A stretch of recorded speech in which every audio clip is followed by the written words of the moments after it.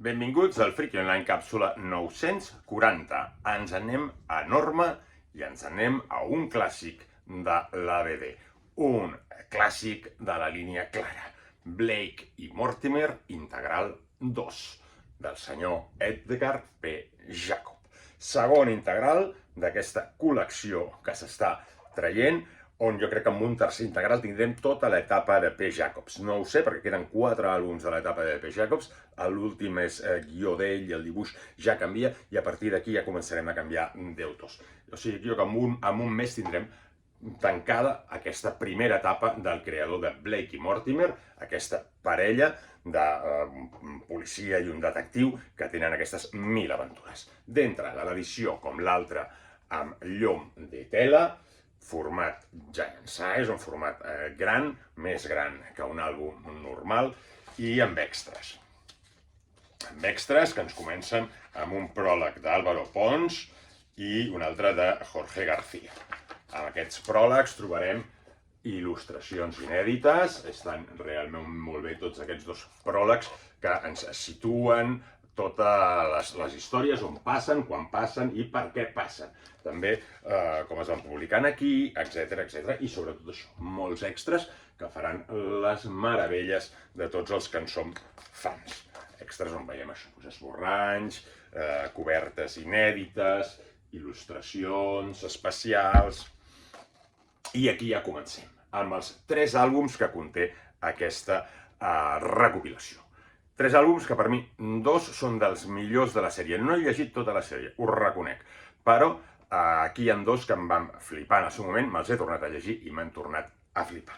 Un és el que aquí tenim aquesta coberta i aquí tenim la que va sortir originalment.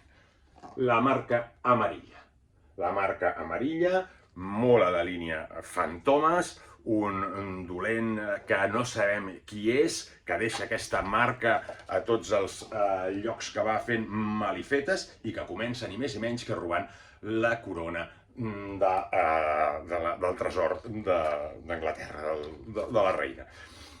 El dibuix espectacular, molt bé, un vinyetatge molt precís i de 4 línies, bàsicament, juguem amb 4 tires en aquest cas, 4-3, per dir-ho manera, 4-3. I amb molta aventura, amb girs, amb tocs de ciència-ficció, avançar-se en coses i, evidentment, descobrint qui és al final, qui s'amaga darrere d'aquest mascarat, d'aquest dolent que és la marca amarilla. Tot seguit trobarem un altre clàssic, però per mi una mica menor, que és l'Enigma d'Atlàntida. L'Enigma de l'Atlàntida, doncs aquí ens situa això. És més fantàstic, més a lo Flash Gordon, però ens fiquem al centre de la Terra i trobarem aquesta civilització perduda de l'Atlàntida. El dibuix a mi em fluixeja una mica aquí, no sé què va passar amb la tinta comparat amb la resta. Està molt bé, però jo li veig una tinta una mica diferent. Ja em direu els superexperts què en penseu. La història molt bé, realment, però amb aquest toc més de fantasia, una ciència-ficció no tan seriosa com en les anteriors. I aquí hi ha un dels meus preferits, que és Sos Meteoros.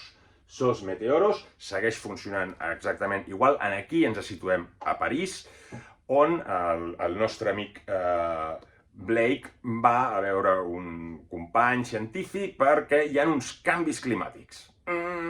Canvis climàtics que fliparem perquè ens recordaran a moltes coses que, per desgràcia, està passant. Fins i tot tindrem una vinyeta on s'inunda València. Compte aquí, P. Jacobs, com s'avança amb moltes coses en el temps. Aquest canvi climàtic, el que passa és que en aquest cas, com seria palès a molts conspiranoics actuals, és culpa de potències estrangeres. Aquí tenim tot aquest enigma que es resoldrà en el final, com no. El dibuix esplèndid, espectacular, veiem tots aquests cataclismes que provoquen aquests canvis climàtics i amb una història de misteri molt ben portada, un polar pràcticament, on un final amb més intríngulis i amb aquest toc de ciència-ficció, fins i tot ciència-ficció hard. espectacular, jo crec que imprescindible, aquest segon àlbum dels integrals de Blake i Mortimer, amb dues de les millors històries que ha firmat P. Jacobs amb aquests personatges. Salut i a llegir còmics.